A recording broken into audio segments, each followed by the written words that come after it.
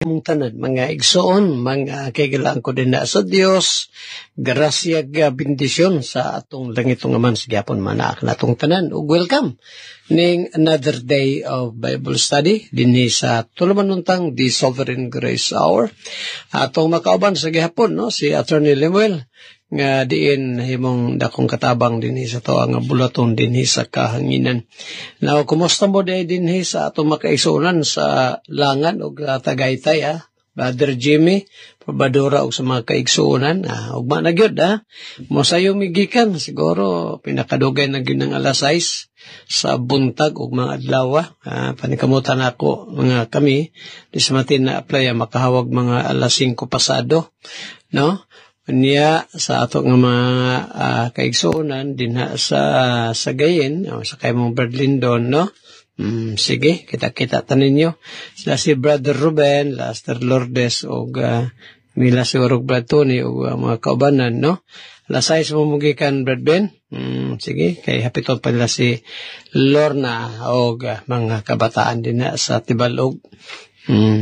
Kaya kumusta day, ato nga mga kaigsuunan, din sa Buso, no? Doon na gyud Brother Daniel, mabagyo ang pag-anak na mo din karong Pitsa 15 ang ato nga training sa mga taga Davao Oriental no Brother Pastor John Rofon, Pastor Ray Jaris, Brother Edwin no ang mga men nato din sige i-encourage sila nga maka-attend din ato nga training labi na ning maghimo bitaw tag sermon outline importante kay ni siya. Okay, so karong Pitsa 15 na sa Agosto, hapon ala una ta magsugod hantod na pagkaugma sa Sabado. Og usab di ay ang ato nga pahibalo no nga sa Pitsa 22 usbon nako sa mga taga Bohol nga naminaw ron natay panghatag ang mga basahon Doctrinas Gracia no Doctrines of Grace og Landmarkism. And then ato ang Bible seminar dinhi sa Talibon, Bohol, libre na, wala bayad. Yata sa mag-abot sa Biraka Beach Resort sa Talibon, alas 8 sa buntag, dinhi sa Bohol. O musta sa pamilya nga narti o kanyong tanan diha. O pagka Sabadoan na, balik ta dinhi sa Lapu-Lapu City, alang sa Thanksgiving sa maong mission. Sa hapon na pastor, no? 24, sa morning, panimbahon, pagkahapon, naatay padayong pagtuon sa pulong sa Ginoo. O Lord willing, may isuon na pahibalon ni Pastor Nasarang, karong sunod bulan na gusto, no, imbitar ang tanang mga Sovereign Grace Landmark Baptist Churches and Missions. Bisita sa ilaha sa Malabog, sa church dito sa Malabog, Davao City, part of Malabog, rather Davao City na, pero kanan na ang layo bukiron nga dapit, no? Malabog. So, Pitsa 30 sa Agosto, no? Agosto tida Saturday. Okay? So, muli itong schedule maigsoon.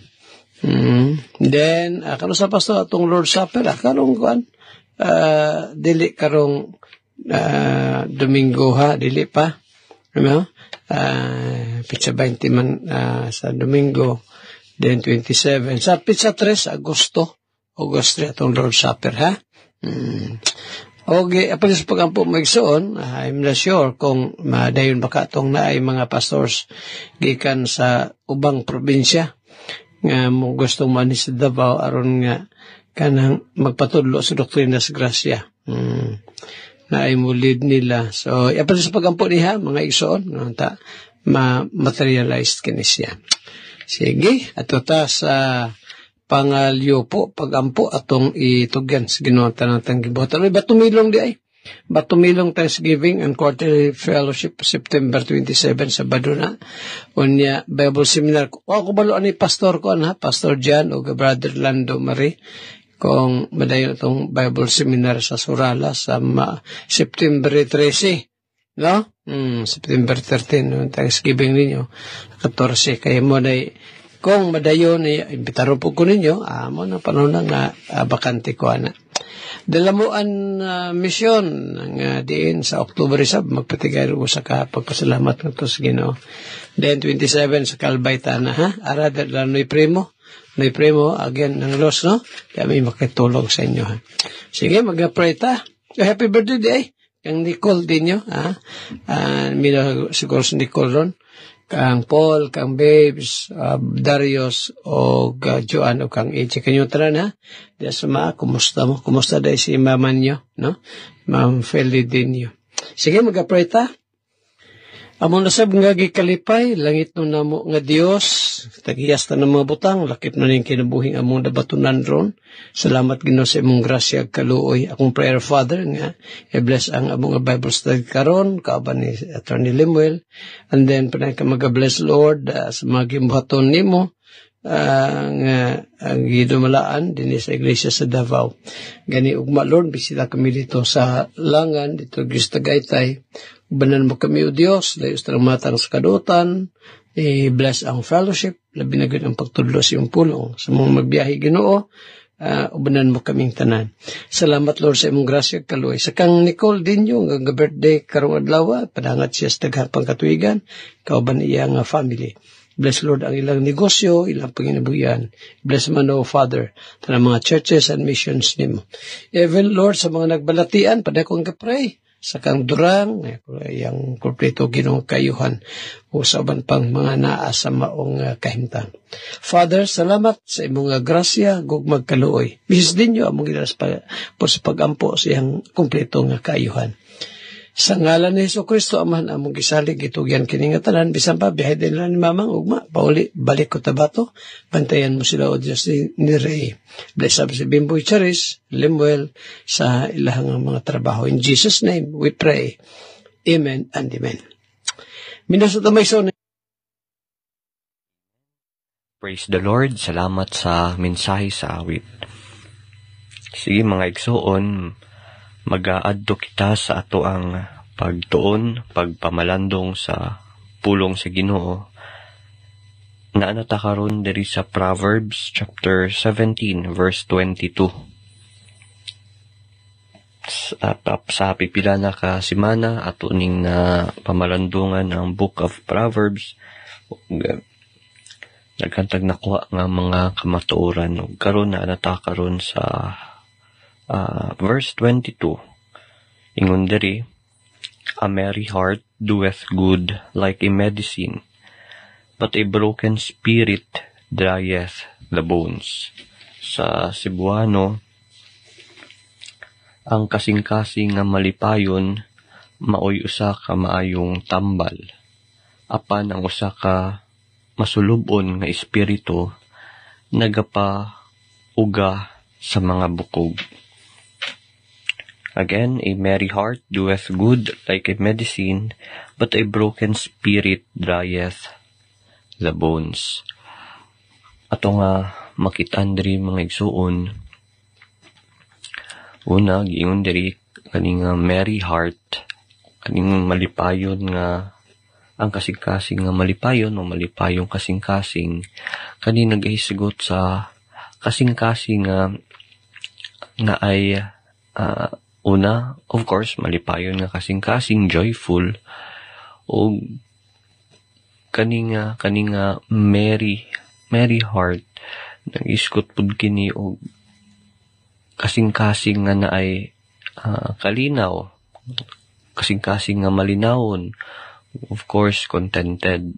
Dili lang, wala ni nagahiskot nga kanang literal nga kasing-kasing nga sige katawa. Kung dili kasing-kasing nga gakalipay nga nakagamot, nakaroot dira sa presensya sa Ginoo sa iyang mga saad.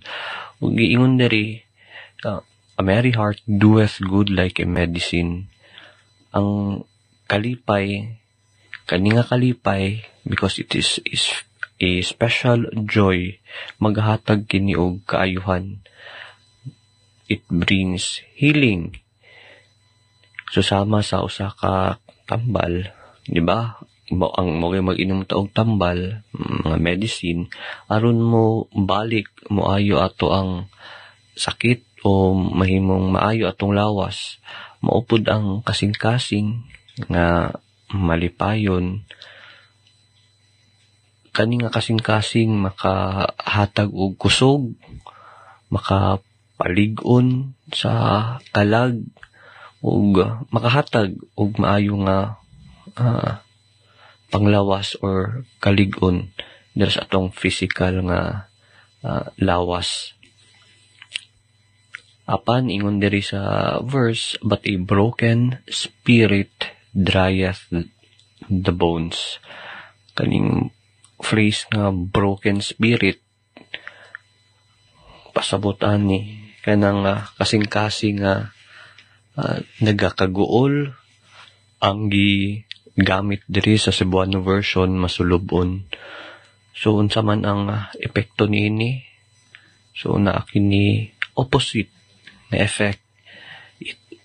Una, nagakuha kini og kusog, nagakaluya sa mga butang dapat determined ang usa ka tawo. Instead nga encourage, maluya. Mo nang nagigamit diri ang panultihon nga metaphor, it drieth the bones. There is a verse, but a broken spirit drieth the bones. Nagapasabot ni mga igsuon nga ang spirito nga gakasubo makaapekto sa lawas. It affects physical health.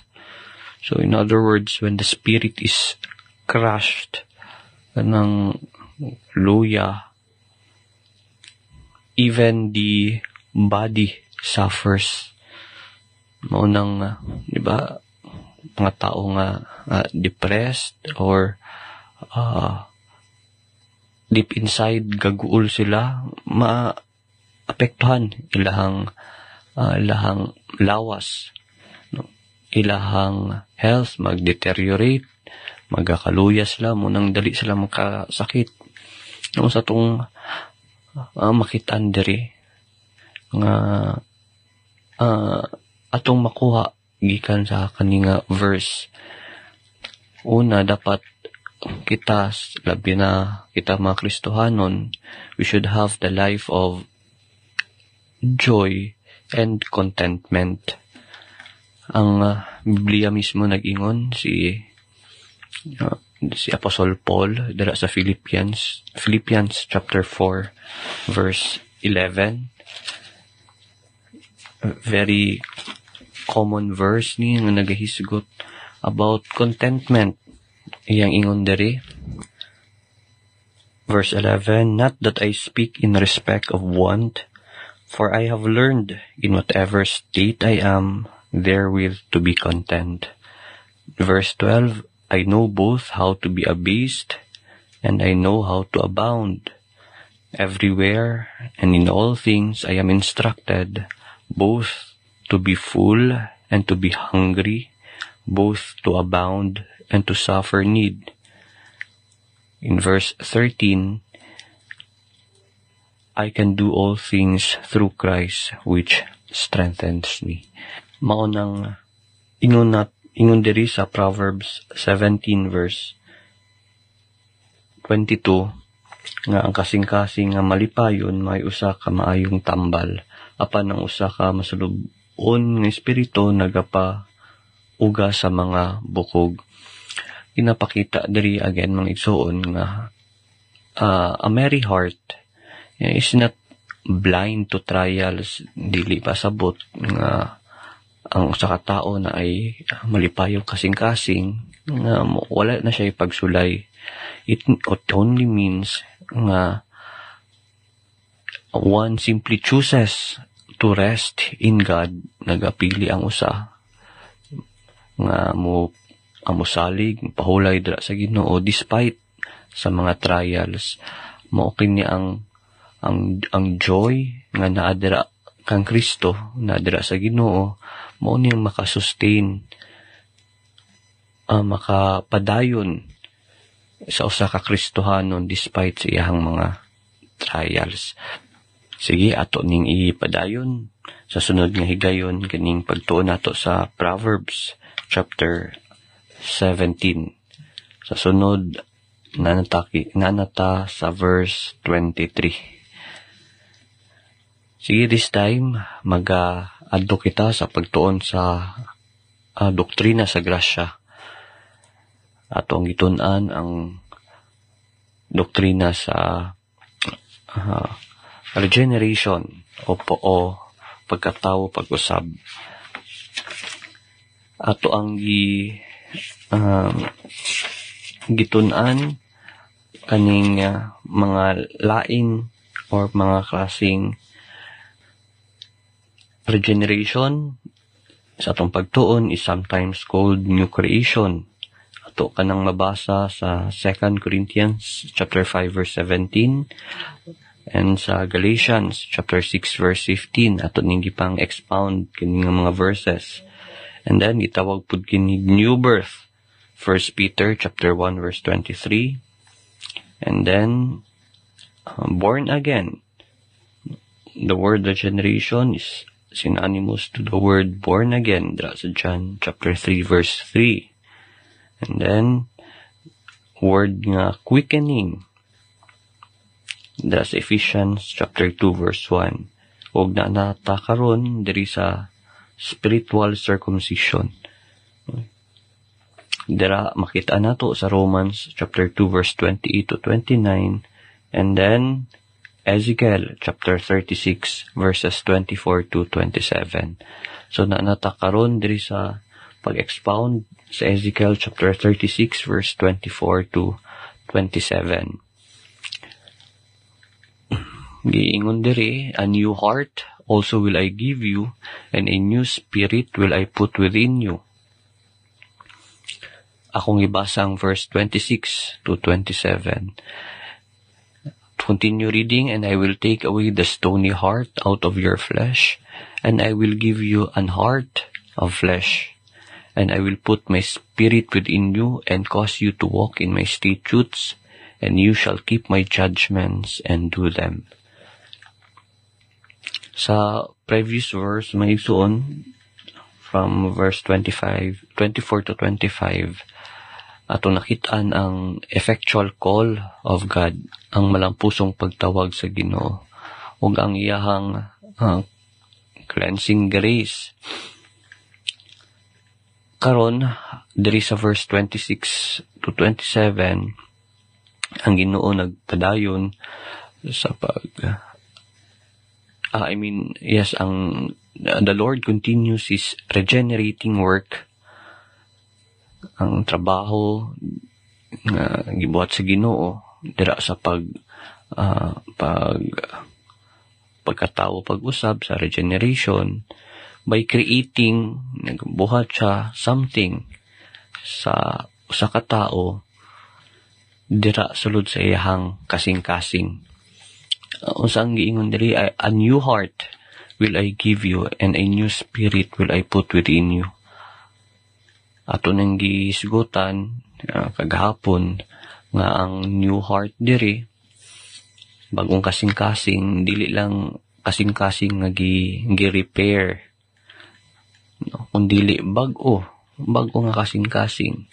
So kay tungod bago ang kasing-kasing, bago na pud ang prinsipyo sa kinabuhi, bago ang outlook, bago ang mga tinguha, ug ang tinguha dili na sa kalibutanong mga butang.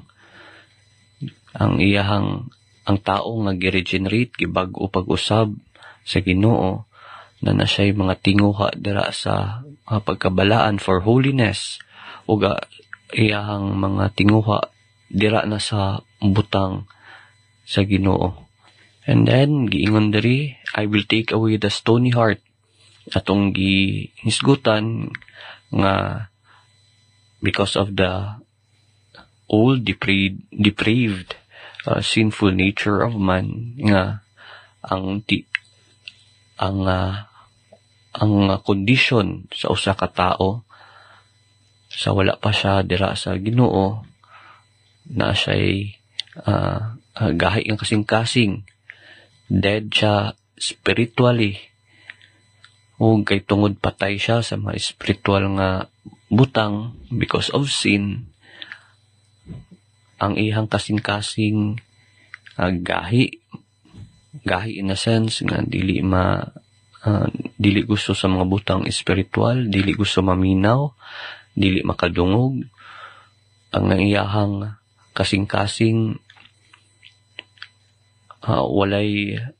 dili siya mabalaka kung magbuhat siya og sala, o wala siya he's incapable of repentance or even faith.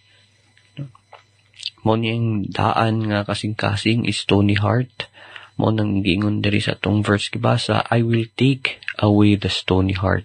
So ang tao di nga regenerate, iyahang kuwaon ang kasing-kasing, kuwaon sa Ginoo ang kasing-kasing nga gahi, dili maminaw, dili mo tuman. Og unsa iyang ibutang, I will give you a heart of flesh. So kani nga kasing-kasing mao kining kasing-kasing maminaw sa pulong sa Ginoo, makabalo, maka-aware sa sala nga iyang gibuhat, no?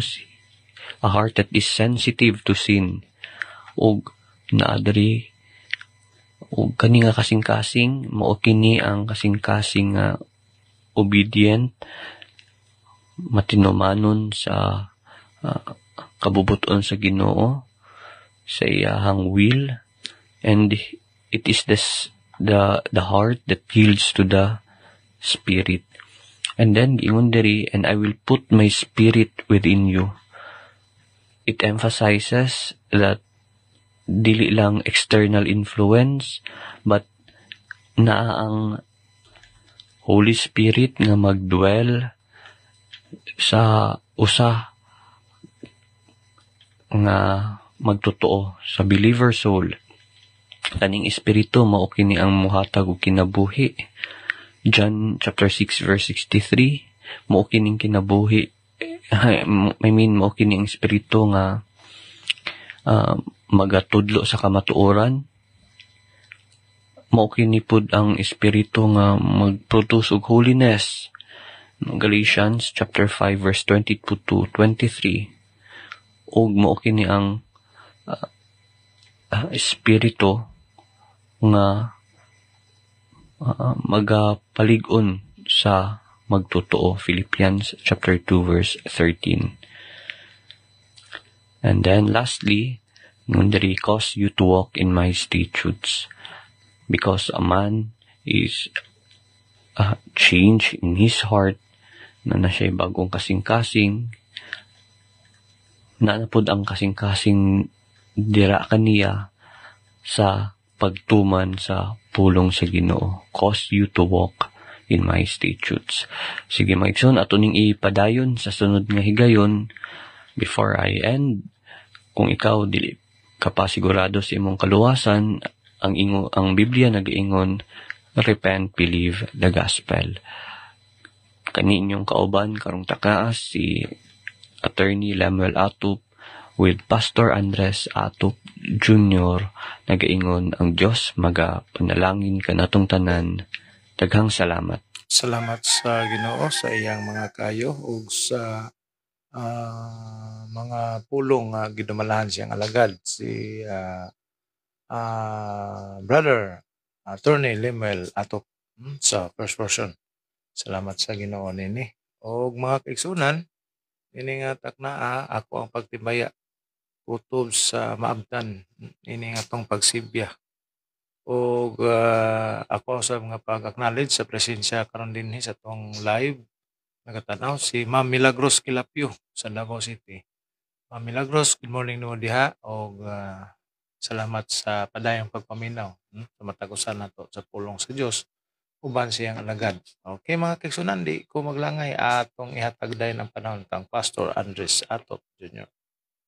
Amen, amen. Praise the Lord. Salamat sa maong mensahe sa awit. Binom igsoon natong ipadayon ang paghisgot, pagtuon sa pulong sa Ginoo dinhi sa Book of Isaiah chapter 53. Taon na kitang gisutan no apan sila pa rin yan. At today's meditation for today, there is Proverbio 11:24. Kining bersikulo maigsoon, mention na to ni many times, no? Okay, niya din hiyang giingon ni Solomon ka bulahan sa paghatag. Sa dahil giingon diya, Pastor. Yara, 11:24 sa Proverbio, where Solomon said, there is that scattereth and yet increaseth, and there is that withholdeth more than is meet, but it tendeth to poverty.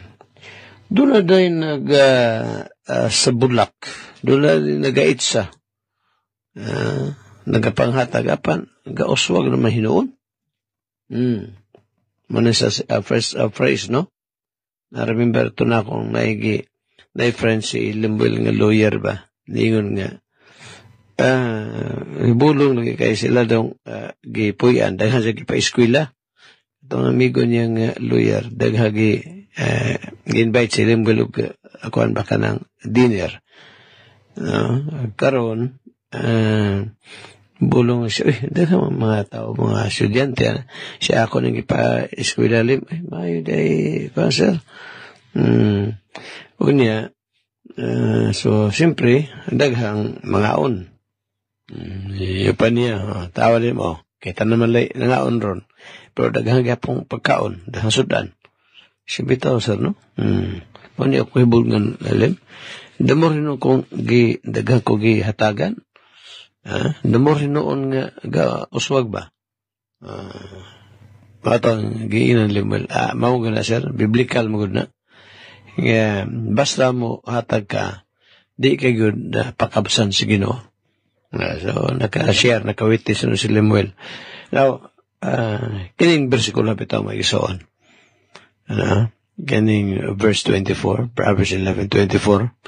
Pagkita na to din ang importante is pagka manggihatagon. Dahil mang may baluan ni sikreto ha. Ano mo na pasara? Siyempre, mapoy basa-basag Bible, di man po lagi. Maminaw sa wali, mana nga, may baluan ng sikreto ha.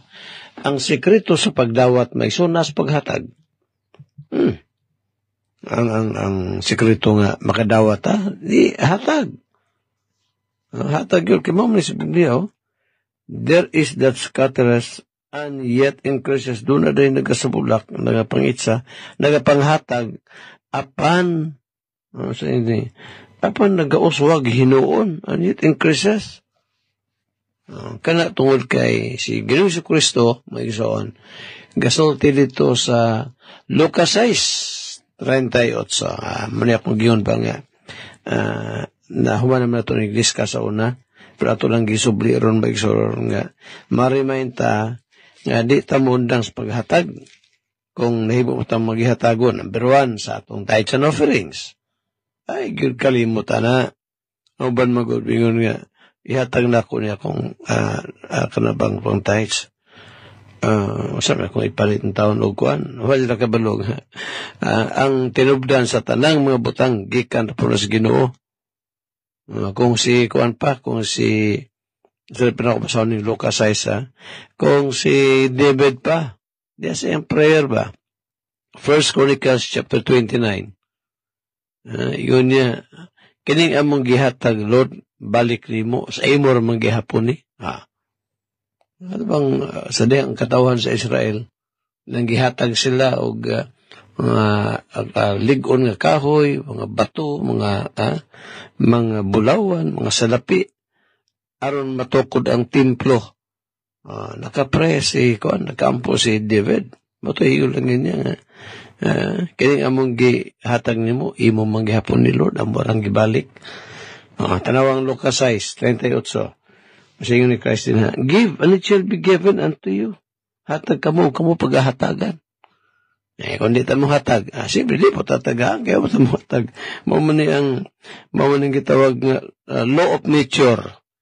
Balaod sa kinayahan ba? Ngayon sa day, kung sa imong ihatag o sa atong gibuhat, ato nang mubalik na sa tuwa. Give and it shall be given unto you. Good measure, pressed down and shaken together and running over, shall men give into your bosom.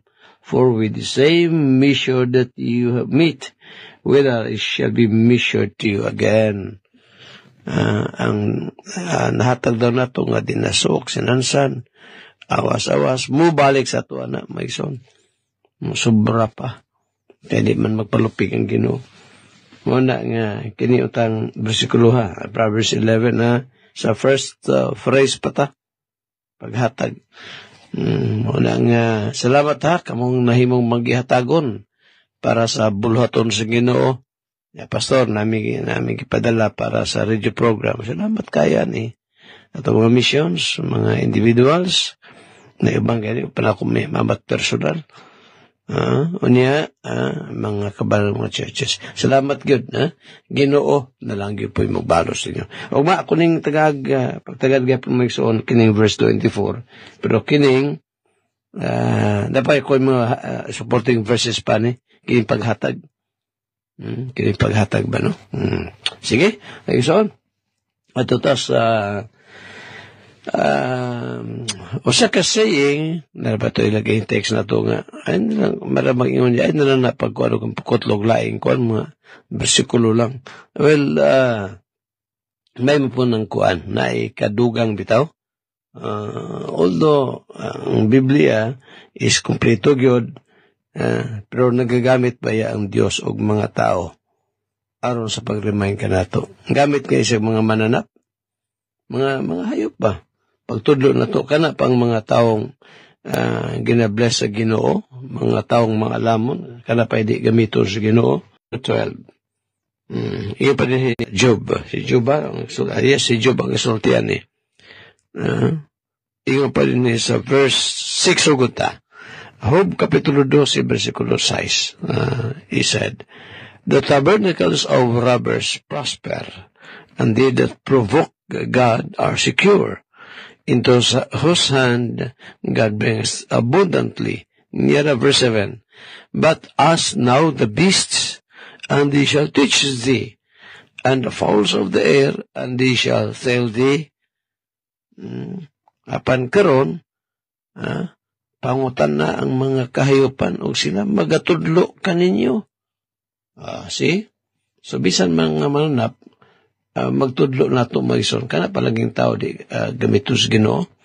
Matarata. Sa mga mananap, ang gigamit siguro ang pagtudlo na ito. Saba? Sa inyo naman nga na-preach na ito sa itong programa.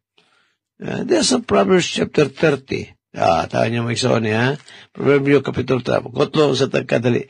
Isa ito magamit itong mga tao mga mananap sa itong patudloon sa tuwa. Sa may gate 200 niya. Proverbs 30 verse 24. Matod pa din no? There be 4 things which are little upon the earth, but they are exceeding wise. Doon na yung mga gagmayng, mga butang, mga mananap sa laing hubad sa buwan ng katawhan. Doon na yung mga gagmayng, mga butang, ng kalibutan, hilabihan kag mayag yun. Apan na alamon kayo ang gigamit niyang illustration sa Agur, nagsulat sa book of Proverbs 30. Yung daans, mga ulmigas. Amigas ba? The ants are a people not strong. Boy, katauhan nga dili kusgan. Bita mo kayo tandigod kusgan ni mga ulmigas ba? Kay bisag usalang kamumho. Usalang kamumho ba? Gamay kayo. Kang kanon. No? Humay bang niloto na ha? Usalang kalusok.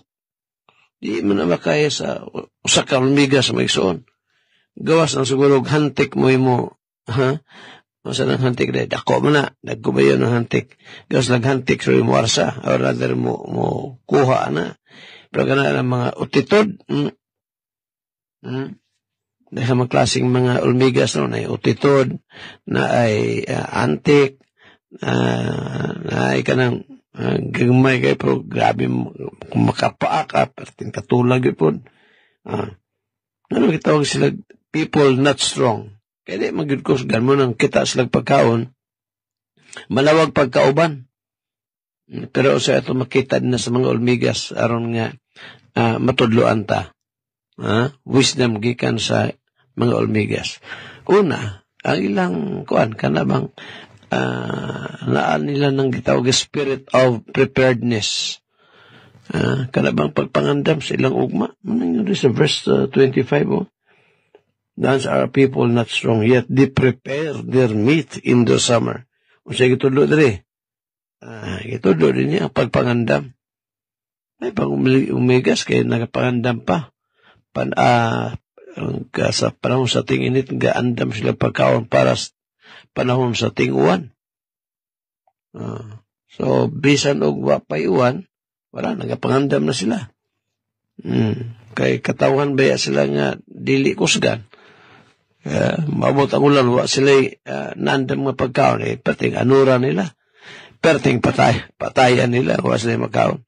Muna nga, before winter time, o ting ulan, kapangandam na sila daan, alang sa ilahang pagkaon. Masaya gitulo dali.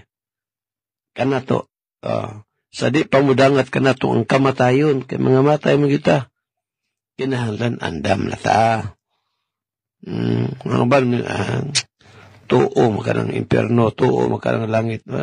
Kung naakas kinabuhi nga malipayon, langit na karon. Kung naabukas kinabuhing pating kapait, impyerno na. Ay, hindi mo na mauhigala. Ang Biblia nagatudlo nga dapat good mangandam ang tao pagkatubang siyang Ginoo. Kana Ecclesiastes 12, versikulo 1. Prepare to meet, remember now, thy Creator in the days of the youth. Hinumdumi ang imong magbuhat sa mga adlaw sa imong kabatanon. Nga naman na, tungkol kay babot ang panahon, matagusan na to, maghatag-taghusay ito ba ang sige, no? Muna nga, angay gyud higalang mangandam, Pangandam Ginoo. Ang pagpangandam, nato spiritually, pag pangayog pasaylo sa itong mga kalapasan, pagbiya gikan niini o pagkiloy nga to sa Dios nga ang atong mga sala iyang pasayloon pinaagi kang Ginoo Kristo. Unya pagsali kang Christ gibuhat niya dito si babaw sa cross. Sige, magsuon tutas diri sa Isaiah sa 53 kanindot gyud sa gipamulong din ni Prophet Isaiah, no, about sa kang Ginoong Kristo nga ang pagabuhaton dito sa ibabaw sa krus. Isaiah 53 gahapon atong gisugutan ning bersikulo pila ni kabuntag no 8 nga diri sa last phrase, for the transgression of my people was he stricken. Kining kamatayon bastong Ginoo daghang tuo nga para sa tanang tao ni tinuod ba na igala tanang tao mo iganyan ni Kristo aron iyang pagkamatian. Apil si Judas Iscariote, pastor na mabasa nila din habang kana bang all he died for all dali na dali na verse ana. Kalang sa Timoteo, unang Timoteo, kapitulo 4. 4 ba? Oh, yes. First Timothy, chapter 4. Chapter 2. Di ay. Who will have all men to be saved. First Timothy 2, verse 4. Muna ilang basehan ba nga ang Ginoo miyan aron iyang pagkamatian tanang tao. Unya kutloon ning bersikulo 4. Actually may ison ang Biblia gatudlo baya nga daghang klase daghang tanan nga dili tanan. Nay tanan ang gius Biblia nga ang ipasabot dili tanan tao. Hatag example kanilang sa Patan mingo karon nga diri sa Bohol tanang tao naminaw. Tinuod ba gyud? Tigalig na pa kay kaubas balay diyang gahagok pa ron. Tulog pa. Or kanang busy. Wa gyud panahon nga minaw itong programa. Kung ipasabot tanang mo diri sa Bohol naminaw, kaya mura pong mga listener nato ni atong programang The Sovereign Grace Hour. Gamit ako ng pulong tanan. Sa Biblia, naitanan mo isot nga dili tanan. Ang ano kasulti ko na, tanawa ang Book of Mark. Dali sa ito sa Mateo. Mateo Kapitulo 3. Panahon nga si John the Baptist na mautismo. Ingon din sa verse, tanawa na good, verse 5. They went out to him, Jerusalem, and all Judea, and all the region round about Jordan, and were baptized of him in Jordan, confessing their sins. Sa diyang nagwali si Juan Bautista, pag hinulsol o pagsalig kang Christ nga maluluwas, manitong gibasa karon verse 5, tuwa, nangadto kanya ang tibuok Jerusalem, o ang tibuok Judea, o ang tanang kayutaan kasikbit sa Jordan, all the region, all Judea and all the region. Tinuod ba yun? Silang tanang mga taga-Judea nangadto dito? Kaya gigamit mo diri ang tanan? Nangadto dito aron sa pagpabautismo Juan? May isang tanawa.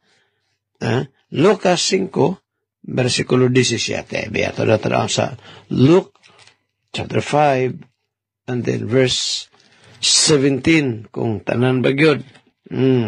Sa dagi yun din na, Pastor. Niyara. Sara to niya, Lucas 5:17. Matod pa rin niya. And it came to pass on a certain day, as he was teaching, that there were Pharisees and doctors of present to hear them. Pariseo, o mga batid sa balaod. Kamo kang record sa Luke Mason, at to ka sa chapter 5 din dagang nagsupak kang Ginoo sa Kristo, mga Pariseo, mga Sadyuseo, mga batid sa balaod. Inisupak kaniya. Asa to sila? Diri sa Judea, dini sa Galilee, Jerusalem. Nya kay dito sa Mateo atong gibasa ganiha, Mateo 3:5, tanan daw nga taga Jerusalem, taga Judea gibautismo nangadto dito, gipabautismo kang Juan. Tinuod ba gyud nga tanang tao dito? Ay dili. Katulang mga kadakuan magison sa Jerusalem na palansang stong Ginoo, wa tong magpabautismo, palansang gani ang Ginoo. Pero gigamit ang pulong tanan. Mo na nga Musa pasabutan na pasok ka ng tanan, kasama ning sa Timoteo. O ng Timoteo 2:4. Nga tingwa sa Dios nga biatong basa usab ning bersikulo 1 Timothy chapter 2. Ingon pa din sa verse 4. Who will have all men nga buot sa Dios nga ang tanong tao, mga luwas, and to come unto the knowledge of the truth.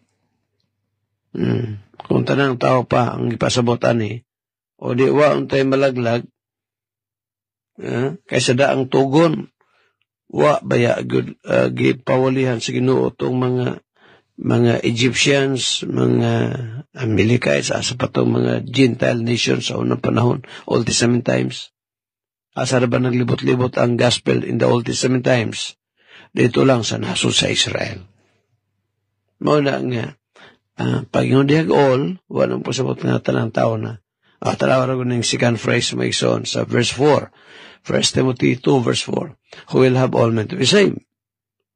Yung pasabot ang all diya, moto nga, John 6:37. Nga, matapos sa atong Ginoo Kristo, sa iyang gipamulong, he said, all that the Father giveth me shall come to me.